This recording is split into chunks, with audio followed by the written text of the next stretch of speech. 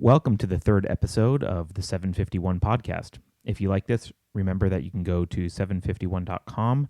That's SEVENFIFTYONE.com for more podcasts and other random content.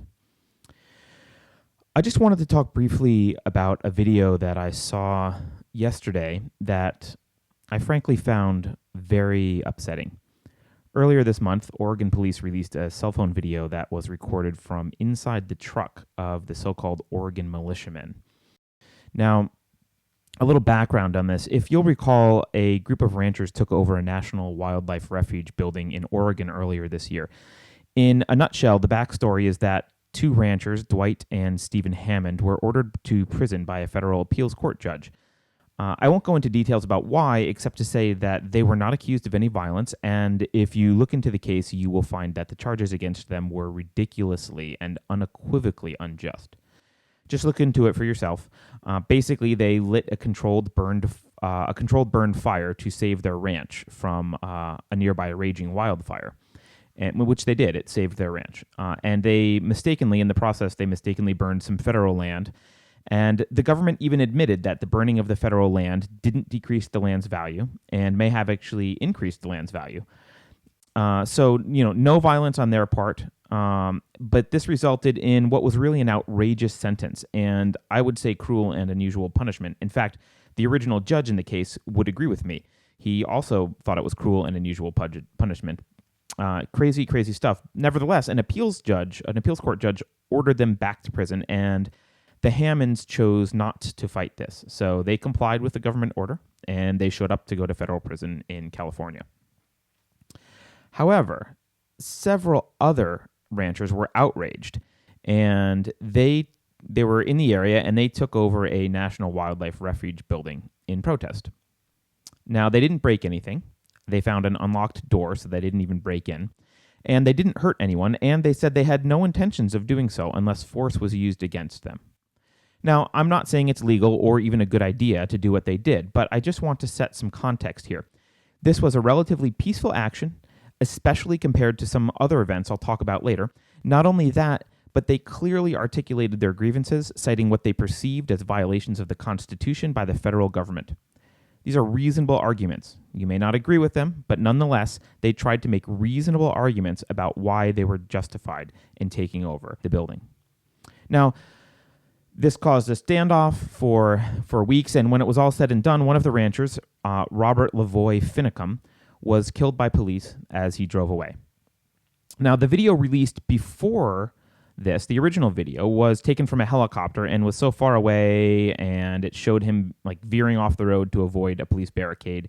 It showed him getting out of the truck and being shot and killed by the police. But what was unclear from that video was whether he was reaching for a weapon or not. So it was a little bit ambiguous. Of course, the police said he was reaching for a weapon, and that's why they shot him. Others say that he wasn't, including some witnesses there, although it's not clear that they saw either. And they said that he had turned and lost his balance. Nevertheless, he was shot and killed by police. Now, until this new video surfaced, I'd seen no other video footage at all. But earlier this month, the authorities released footage taken using a cell phone from inside the truck. There's a link to this on the 751 blog, so you can go check it out and watch it. It's chilling. I teared up while watching it, as did a friend of mine watching it with me. The video starts before Finicum is driving. They're actually stopped at a different checkpoint.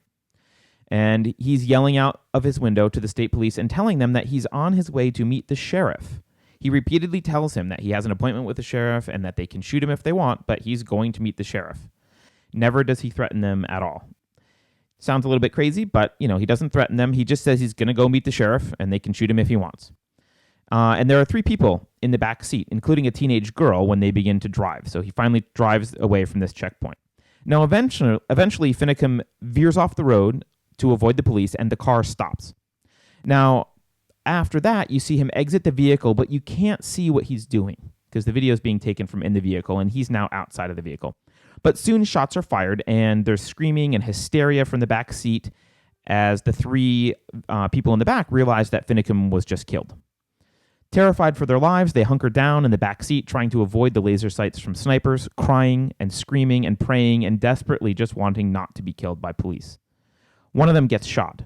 It's horrific to watch. Eventually, of course, police shoot gas canisters into the vehicle, tell the three to exit the vehicle, which they do. I really recommend that you watch it because it's quite terrifying. Now, 5 FBI agents involved in the shooting are now under investigation by the U.S. Department of Justice for allegedly lying about the circumstances of the shooting, including the number of shots fired. Presumably, this video from inside the vehicle is part of the evidence here. Obviously, would have to wait until all the facts are revealed before making a judgment about whether the shooting was justified and whether or not there was any FBI cover-up. So why am I bringing this up? Well, what disturbs me even more than watching the video is the realization of how differently this incident has been treated by the mainstream media, and therefore by the public generally, compared to other highly publicized police-involved shootings, like the Mike Brown case in Ferguson, for example. In the Oregon Rancher case, you have relatively peaceful people, at least compared to Mike Brown, get shot and one of them killed. And at the very least, there's some uncertainty as to whether the shooting was justified or not. So how do we, the public, react to this at the coaxing of the mainstream media? What do the protesters of police oppression say about this? Do they riot and loot? Does President Obama visit Oregon to console the families? Is there a catchy hashtag? Rancher Lives Matter? Does anyone even seem to care or know? Nope. Now, contrast this with Mike Brown. If you don't know the actual facts in the Mike Brown case, and why should you, since the media never really discussed many of the facts, you should go read them. The summary is that Mike Brown strong-arm robbed a convenience store, and then, when confronted by a police officer in his patrol car, leaned into the patrol car and started punching the officer in the face and trying to grab his gun. Eventually, Brown fled, but then once the officer exited the vehicle, Brown turned to charge him, at which point the officer fired and killed him in self-defense. These facts were all corroborated by the evidence, multiple autopsies, injuries to Officer Wilson, and everything else. The witnesses who claim Brown had his hands up and was saying don't shoot contradicted each other and other witnesses and should basically be charged with perjury at this point. And yet, by the way, they weren't charged with perjury, and yet what is the reaction of the media and the protesters? Well, hands up, don't shoot is chanted across the country. The Black Lives Matter movement becomes so widespread that it's discussed in the presidential primary debates. Obama consoles Brown's family and orders federal investigations, which, by the way, lead to the conclusion that Wilson fired in self-defense, and so charges were never filed against Wilson. Protesters riot and loot Ferguson. All the while, the media, and many of you probably, encouraging them all in the name of standing up to police violence and injustice. With an almost rabid sort of angry moral righteousness which persists to this day, despite the facts of the case. Anyone who questions the innocence of Mike Brown, manipulatively dubbed the gentle giant by the media, is shouted down as a racist and a hate monger. So, you're angry about police violence, huh? Angry at the idea that an officer would shoot and kill a thug who reaches into his car and beats him, tries to get his gun, and then charges him? Okay, then, I ask you, where are your tears for Robert Finicum? Where are the tears for his family? Where are the protests and cries of injustice? Where's his hashtag? And where are the questions in presidential debates about unjust government sentences for the Hammonds or sympathy for the ranchers? Or even a discussion of the validity of the rancher's case? Where's the vilification of the agent who killed Robert Finicum? Do you even ask to know his name? Do you care?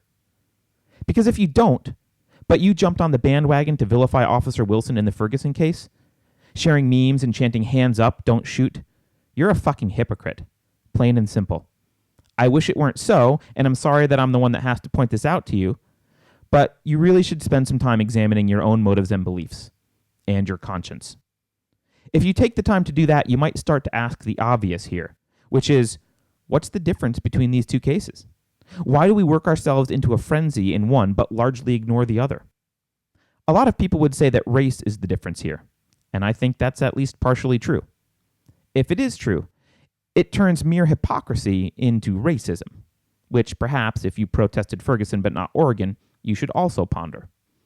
The Mike Brown shooting fits the leftist narrative that the system is racist and inherently rigged against people of color, staffed with angry white racists with itchy trigger fingers just looking to gun down some poor kid with a bright future. There's no way to win, bro. The system is keeping you down. But what's the solution that's proposed? Is it to end the war on drugs, which has justified a Gestapo-like arming of our police and wreaked havoc on our inner cities? No, of course not. Is it an abolition of fiat currency? To free future generations from the oppressive debt burden felt most severely by those among us with the least? Is it an end to expensive and useless wars and the vicious lie of the poverty trap called the welfare state? Hell no.